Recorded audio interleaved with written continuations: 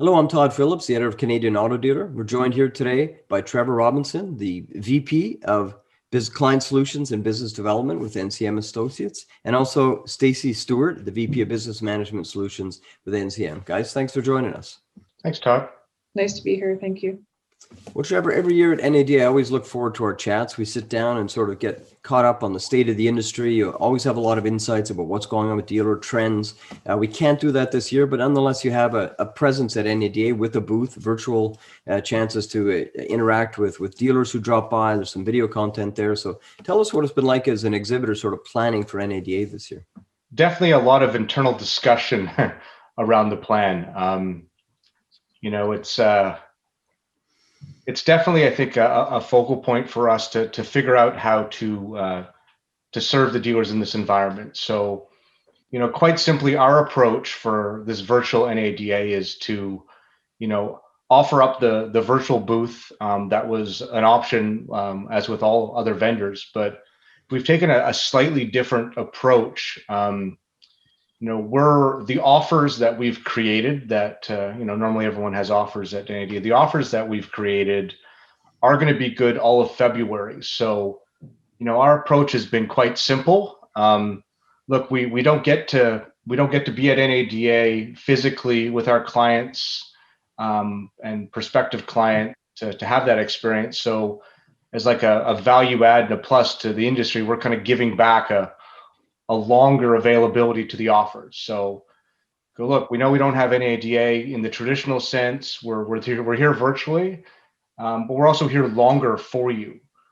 So we're attempting to support the entire industry with our offers in all of February. That's kind of the approach we've taken. The virtual NADA is the kickoff, but it's a February long promotion, I guess, that is setting the theme for everything that we do and offer for the coming weeks. That's been our kind of spin to it. Well, hey, thanks for that. So we're going to circle back in a second and talk a little bit more about some of the dealer issues you've seen during this rather extraordinary year. But first, over to you, Stacey.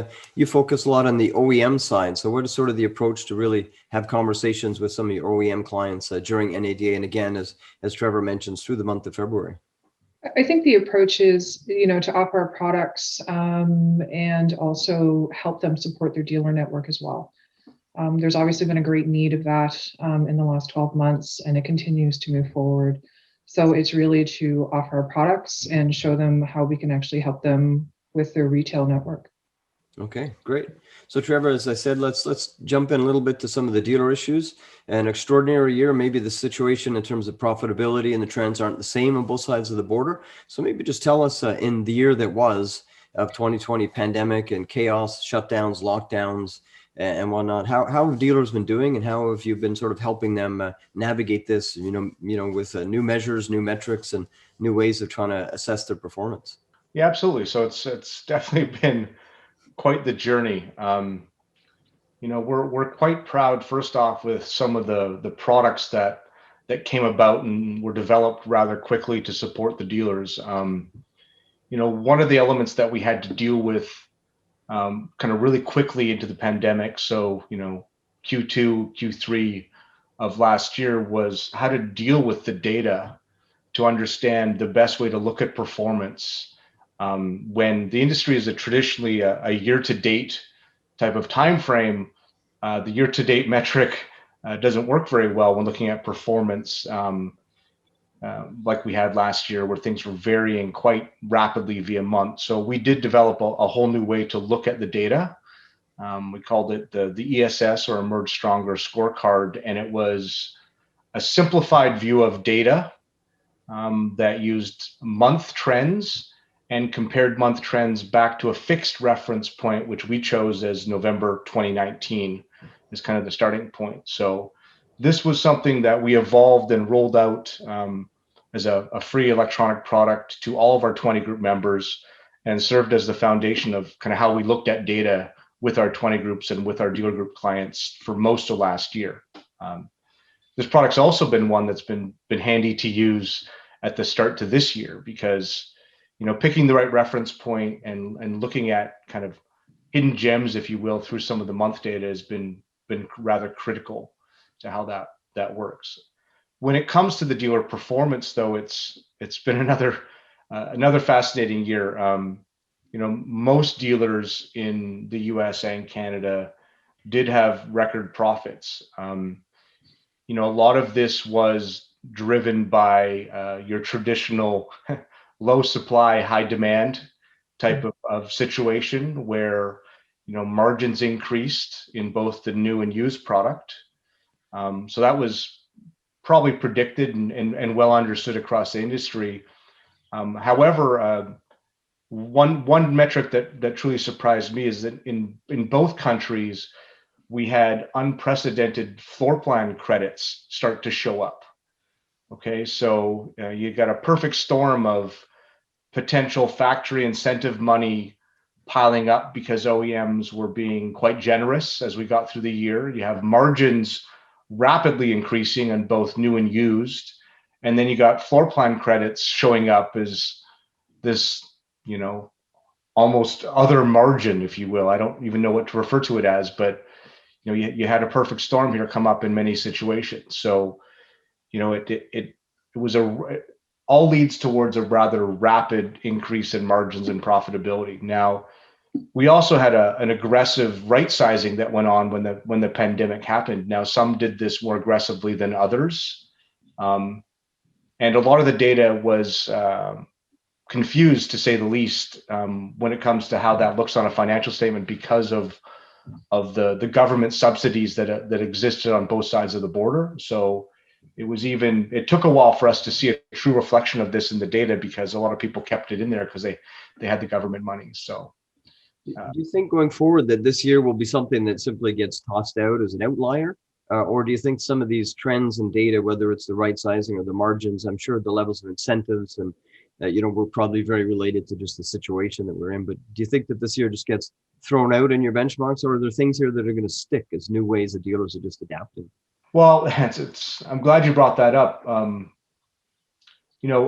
big focus of our discussions in our cycle 1 or Q1, Q2 meetings with our 20 groups is around, okay, well, what operational things did we do back in April, May, June, where we proved to ourselves that we could do things in a different way when we didn't have the margins? In many markets, in particular in the US, the transition from the bottom falling out to it going back up again with margins happened so quickly that many didn't even have to live in that new world, and some may even have missed the moment to right size.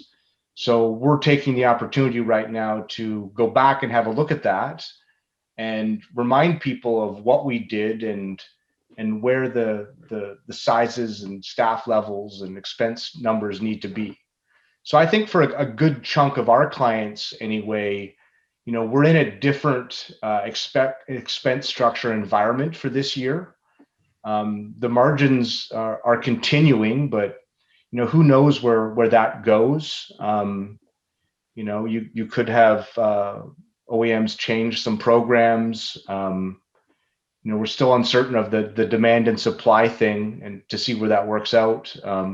Inventory for many brands is ramped up. So, it's safe to assume that the margin gains that we had last year may diminish a little bit, if that was truly supply and demand. So, I think those that took the opportunity to find the right business structure, made the right investments to go digital because the clients needed it and hung on to that. Not everyone did. Not everyone hung on to those rapid changes they made around digital retailing. So I think that those that were able to hang on to that and are ready to handle potentially some margin decreases on both new and used will do just fine. And Stacey, maybe we could turn to you for a second on the OEM side. The dealers were busy adjusting their strategy, their operations, but the OEMs were faced with upheaval and chaos as well. And what are some of the changes that you saw them implement, and maybe which of those things do you think might stick beyond sort of the pandemic when we all get back to full operations again? Yeah, it was very interesting because actually Trevor and I, we co-led a lot of discussions with the OEMs on both sides of the borders very early on in the pandemic. And what we found is that their focus changed very quickly on which of their dealers and their retail network could actually survive if they remain closed, their operations and their doors were closed.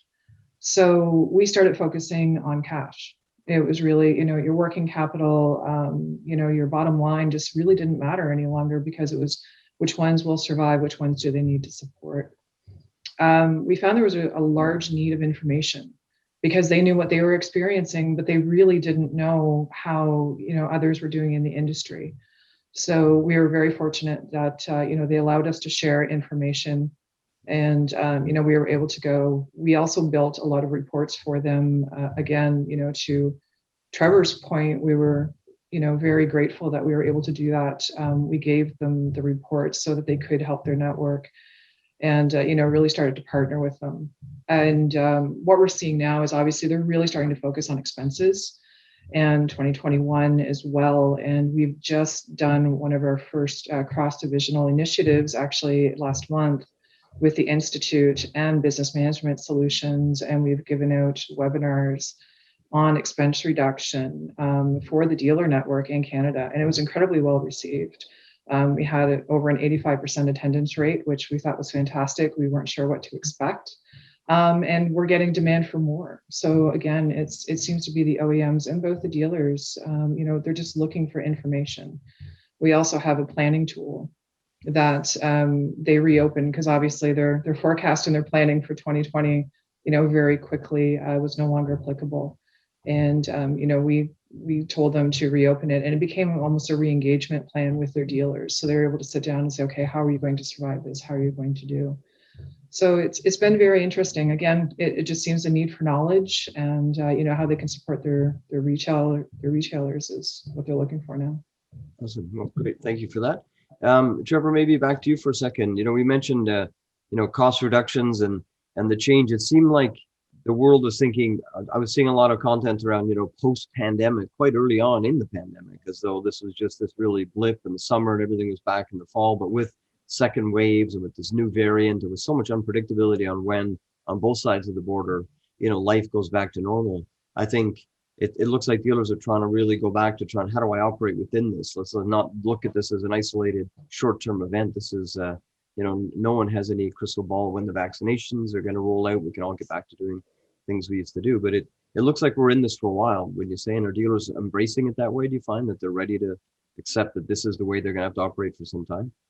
Yeah, and that's one answer that probably varies the most by country, and I personally find myself a little bit conflicted sometime, being the Canadian, living in the US now, and seeing kind of how things have unfolded in the US, throw an election right in the middle of all of that. We've been trying to support our clients on both sides of the border in whatever way we can. In the US, there's probably a much larger appetite to continue and just have meetings with us and kind of get back to business. In Canada, we've had to take a little bit of a step back a little bit. Obviously it's been harder for us to do what we do in Canada. As a frame of reference, at the end of last year, we had many of our moderators actually go up in quarantine in Canada to support our clients, hold some live meetings, do some things.